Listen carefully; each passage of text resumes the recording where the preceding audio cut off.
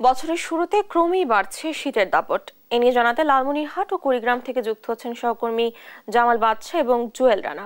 শুরুতেই যাচ্ছি সহকর্মী জামালের কাছে।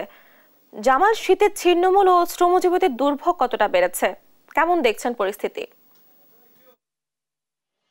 ডানা, লালমনিরহাটে কিন্তু গত 3 দিন সূর্যের দেখা মেলেনি। আজকে সকাল থেকে দুপুর গড়িয়ে গেলেও সূর্যের দেখা না পেলেও কিছুক্ষণ আগেই কিন্তু সূর্য লালমনিরহাটে উঁকি দিয়েছে।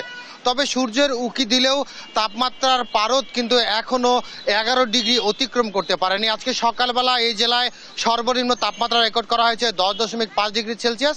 এই মুহূর্তে কিন্তু আবহাওয়া অফিস আমাদের জানিয়েছেন যে তাপমাত্রা লালমনিরহাটে দুপুর 2টায় রেকর্ড করা হয়েছে 12.5 ডিগ্রি সেলসিয়াস। আগামী 2 থেকে 3 দিন একই ধরনের আবহাওয়া এ জেলায় কিন্তু বিরাজ করবে। এই হিমেল হাওয়া থাকার কারণে এবং তীব্র ঠান্ডা থাকার কারণে লালমনিরহাটের জনজীবন কিন্তু বিপর্যস্ত হয়ে পড়েছে।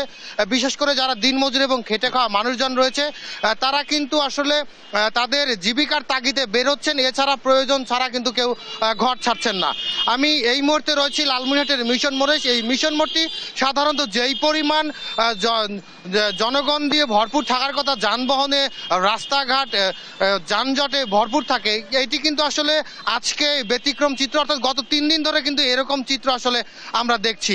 লালমনিরহাট জেলা প্রশাসনের সাথে কথা বলেছি, তারা যেটি জানিয়েছেন যে শীতার্তদের পাশে দাঁড়াতে তারা তালিকা করে কম্বল বিতরণ করছে। তবে চাহিদার তুলনায় একেবারে অপ্রতুল এই শীতার্তদের পাশে দাঁড়ানোর যে চেষ্টা, সেটি।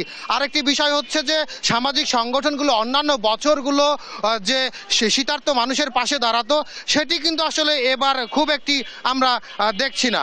লালমনিরহাট সদর হাসপাতাল থেকে শুরু করে উপজেলার যে স্বাস্থ্য কমপ্লেক্সগুলো রয়েছে, জেলার 5টি উপজেলা স্বাস্থ্য কমপ্লেক্স, সবগুলো স্বাস্থ্য কমপ্লেক্স এবং জেলার সদর হাসপাতালে শিশু এবং বয়োজ্যেষ্ঠ রোগীর সংখ্যাও কিন্তু এই গত 3 দিনের যে তীব্র ঠান্ডা, এ কারণে আসলে বৃদ্ধি পেয়েছে।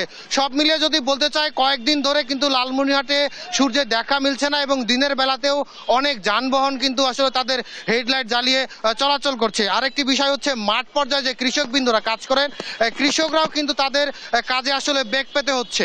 সব মিলিয়ে যদি বলতে চাই যে লালমনিরহাটে কিন্তু জনজীবন বিপর্যস্ত হয়ে পড়েছে। আগামী 2 থেকে 3 দিন একই রকম আবহাওয়া কিন্তু এই জেলায় বিরাজ করবে। শীতের আরও খবর জানাতে আমরা এবারে যেতে চাই কুড়িগ্রামে। সেখানে অপেক্ষা করছেন সহকর্মী জুয়েল রানা।